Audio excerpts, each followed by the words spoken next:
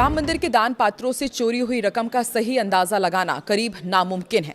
चढ़ावे की चोरी के मामले के जानकार सूत्रों के अनुसार दान के गबन में सीधे तौर पर शामिल 8 आरोपी जो कि गिरफ्तार किए जा चुके हैं, उनमें से कम 4 काफी पहले से ही राम मंदिर में काम कर रहे थे।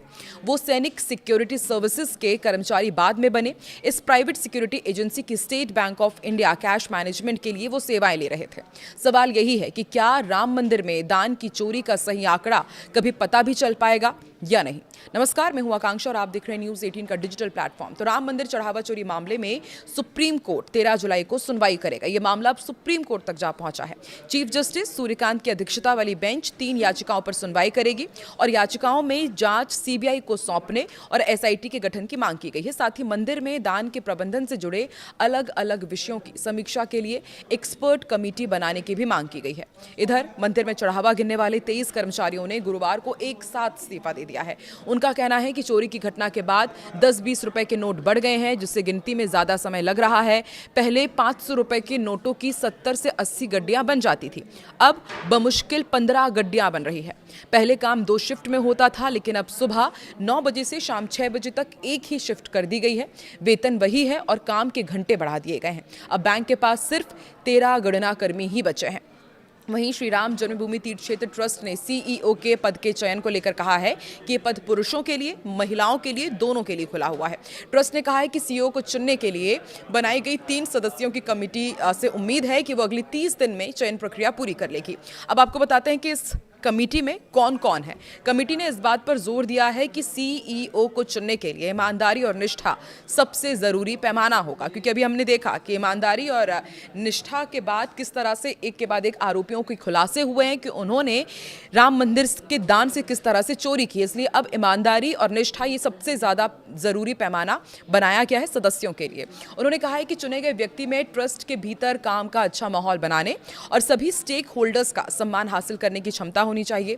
कमेटी में जस्टिस प्रमोद कोहली जो कि रिटायर्ड है, लेफ्टिनेंट जनरल विष्णुकांत चतुर्वेदी ये भी रिटायर्ड है और सुरेश हवारे शामिल हैं। कमेटी के सदस्य ने बताया कि कमेटी अपनी खोज को किसी खास प्रोफेशनल बैकग्राउंड तक सीमित नहीं रख रही है। इसके बजाय एक ऐसे व्यक्ति को खोजने पर जोर दिया जा रहा है जिसमें विनम्रता हो, समर्पण हो, ईमानदारी हो और भक्तों के लिए बिना थके काम करने की क्षमता भी हो। पुलिस, सशस्त्र बलों और अर्धसैनिक बलों के उम्मीदवार भी इस दौड़ में शामिल हो सकते हैं, क्योंकि उनमें संगठन और मैनेजमेंट की साबित हो चुकी क्षमताएं होती हैं और अंतिम चयन पूरी तरह से योग्यता और उपयुक्तता के आधार पर ही किया जाएगा। उम्मीद है कि कमेटी कॉर्पोरेट सेक्टर की तरह कोई औपचारिक खोज प्रक्रिया नहीं अपनाएगी। इसके बजाय संभावित नामों का चयन सिफारिशों और आवेदनों के आधार पर होने की संभावना है, जिसमें व्यवहार संबंधी गुण, सार्वजनिक छवि और ईमानदारी जैसे पहलुओं को काफी महत्व दिया जाएगा। सीईओ की जिम्मेदारी होगी कि वो जिला प्रशासन और दूसरी सरकारी एजेंसियों के साथ तालमेल बिठाएं और अयोध्या आने वाली बड़ी संख्या में श्रद्धालुओं के लिए सुचारू व्यवस्था भी सुनिश्चित करें।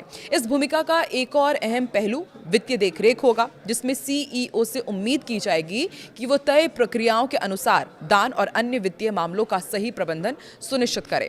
राम मंदिर में दान चोरी के 4 आरोपी अविनाश शुक्ला, अनुकल्प मिश्रा, लवकुश मिश्रा और करुणेश पांडे को महाकुंभ 2025 के दौरान कई अन्य स्वयं सेवकों के साथ उस समय काम पर रखा गया था, जो राम मंदिर के दान पात्रों में बहुत ज्यादा पैसा आने लगा था। उस समय एसबीआई के पास इस काम के लिए तुरंत आवश्यक कर्मचारी उपलब्ध नहीं थे। इसलिए श्री राम जन्मभूमि तीर्थ क्षेत्र ट्रस्ट के अधिकारियों ने ऐसे स्वयंसेवकों को तलाशा जिन्होंने पहले भी अहम कार्यक्रमों और आयोजनों को संभालने में अच्छा काम किया था। एक सूत्र ने बताया कि अनुकल्प मिश्रा मंदिर शिखर पर ध्वजारोहण समारोह, पहली और दूसरी वर्षगांठ के आयोजनों और दीपोत्सव जैसे अहम कार्यक्रमों में शामिल था। समय के साथ वो मंदिर से जुड़ी अहम बैठकों में एक जाना पहचाना चेहरा बन गया। उसने चंपत राय और अनिल मिश्रा का भरोसा जीत लिया था और समय के साथ अनुकल्प को अपने परिचितों को ट्रस्ट के पदाधिकारियों से मिलवाने का मौका मिला और पिछले साल महाकुंभ के दौरान दान की धनराशि गिनने का काम सौंपे जाने से काफी पहले ही उसने उनकी नियुक्तियां करवा दी थी।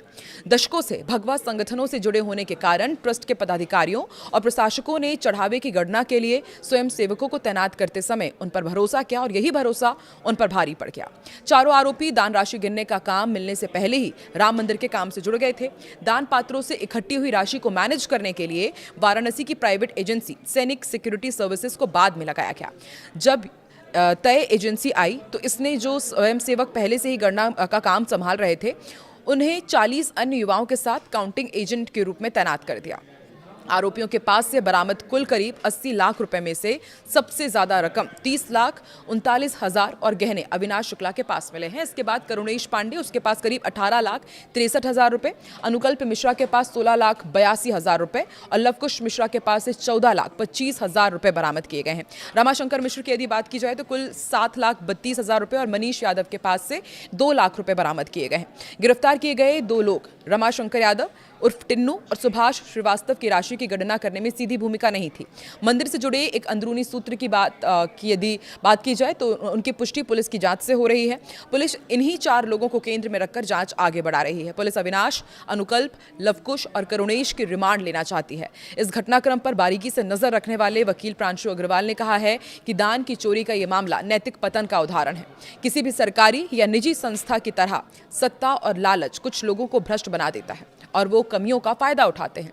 कैश से घिरे रहने के कारण समय के साथ उनके संस्कार भी बिगड़ने लगते हैं। उन्होंने कहा कि ट्रस्ट और बैंक के पदाधिकारियों को निश्चित रूप से लापरवाही और ढिलाई के लिए दोषी ठहराया जाना चाहिए और महत्वपूर्ण मामलों से निपटने में लापरवाही बरतने के लिए उन पर भी कार्रवाई होनी चाहिए। आंतरिक नियंत्रण और जांच पड़ताल की कमी से यह अपराध हुआ है। चोरी हुई रकम की सही मात्रा और इस घटना की अवधि का पता नहीं लगाया जा सकता। सोचिए, एक वकील भी कह रहा है कि इस पूरे मामले में कितनी रकम चोरी हुई है और ये कब से हो रही थी, इसका पता चल ही नहीं सकता। क्योंकि साल 2024 में 22 जनवरी में जब रामलला स्थापित हुए, उसके बाद आपको भी पता है कि कितनी बड़ी संख्या में, कितनी बड़ी मात्रा में सभी ने दिल खोल कर दान किया था, क्योंकि उनके रामलला 500 साल बाद उस मंदिर में विराज रहे थे। वहीं पर इतनी बड़ी चोरी हुई है। आपको क्या लगता है, क्या बड़े मगरमच्छ इस पूरे मामले में धर दबोचे जाएंगे या फिर इसी तरह छोटी मछलियों को दाना देकर के इसी तरह से निशाना बनाया जाएगा? कौन है मुख्य आरोपी? आपको क्या लगता है किस तरह का एक्शन इस तरह से जिन्होंने चोरी की है उनके ऊपर लेना चाहिए? कमेंट सेक्शन में जरूर बताएं।